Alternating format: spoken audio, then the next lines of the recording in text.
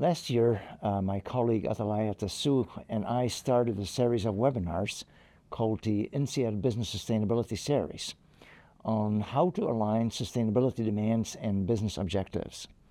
One of the webinars featured distinguished speakers from around the world, Asia, Europe, Africa, North America, Latin America, and discussed sustainability trends in their region and impact on business in that region. The message was loud and clear. There are strong needs and demands for sustainable solutions all around the world. Where there is demand, there is of course business opportunity.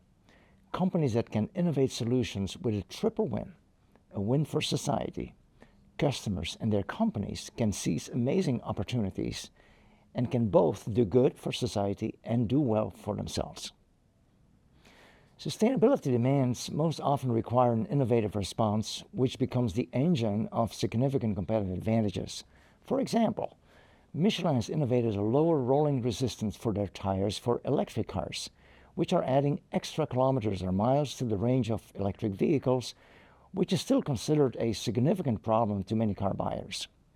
Or take Danfoss, that is pioneering a new architecture for farming salmon onshore, using their expertise in cooling and warming technologies to address the problem of pollution caused by farming salmon in the open seas. At the same time, it is also creating a new way to grow the supply for the increasing global demand for salmon. Or think about the product Bovaer from DSM Firmenich, which is an additive to the food of cows that reduces their methane emissions, which is a very significant sustainability problem in food chains worldwide. All of these are innovative solutions to sustainability challenges that give these firms a competitive advantage in their market. Every sector of the economy has opportunities to address sustainability needs. However, some sectors are what are called hard to abate. They are very significant producers of CO2 or other greenhouse gases. Think cement, oil and gas, steel, airlines. The firms that can pioneer CO2 reduction solutions in these sectors stand to win big. And as a result of these innovations, so will society. The sustainable economy also requires many new materials. The firms that can tackle this shortage stand to win big. And again, this will have a positive benefit for society. We see that the leaders of many companies are convinced that they need to respond to the demands of society to pioneer sustainable solutions in their industry. Just as important, we see that their employees are firmly behind this vision. The challenge, however, is that many do not know how to choose which sustainability opportunities to pursue and which not to pursue. They don't know how to prioritize. They need frameworks and best practice on how to do that. This is what we provide in the INSEAD Business Sustainability Program, which we now offer 3 times a year. It's been oversubscribed every time we've held it, which just shows there is a real demand for these frameworks in the business world. There are many different views on this. I look at this from a microeconomic perspective. Firms have a responsibility vis-à-vis society, their communities, and their employees, and regulation is often needed to enact new expectations. However, firms cannot live and prosper without providers of capital.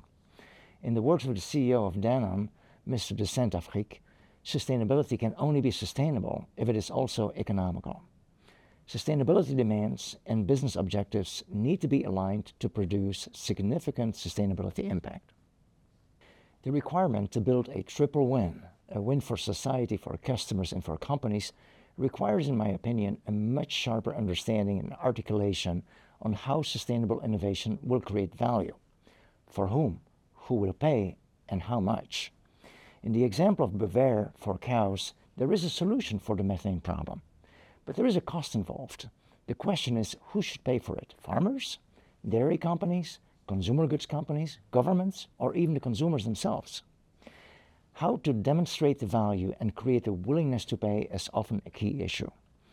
I have published an article in Sloan Management Review along with my colleagues Atalaya Tasu and Nathan Furr titled Making a Stronger Business Case for Sustainability that addresses this key issue in more detail.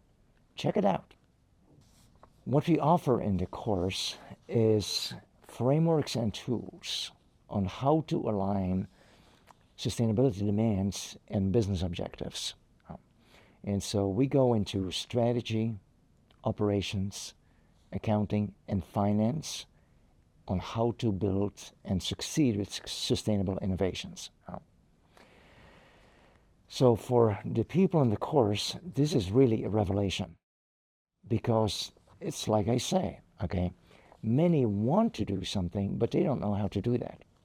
And so we provide the frameworks and the best practice. And so the two together really supercharges people in the program. And you can see it, that they walk away knowing what to do.